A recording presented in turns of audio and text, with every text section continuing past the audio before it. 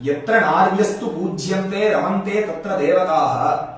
பெண்கள் எங்கெல்லாம் பூஜிக்கப்படுகிறார்களோ அங்க எல்லா விதமான தெய்வங்களும் சந்தோஷம் அடைகிறதுன்னு தர்மசாஸ்திரம் சொல்றது. பெண்களை எப்பயும் சந்தோஷத்தோட மன நிம்மதியோட வச்சிருக்கணும்.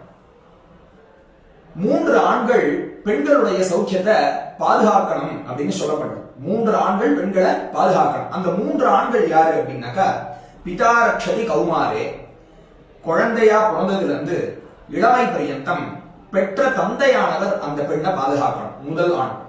2வது பர்த்தா ரக்ஷதி யௌவனே, அந்த பெண்ணானவள் ஒரு கல்யாண வயதை எட்டியதுக்கு அப்புறம் அந்த பெண்ணை மணமுடிக்கக்கூடிய கணவரானவர் அந்த பெண்ணை பாதுகாக்கணும், 2வது ஆண்.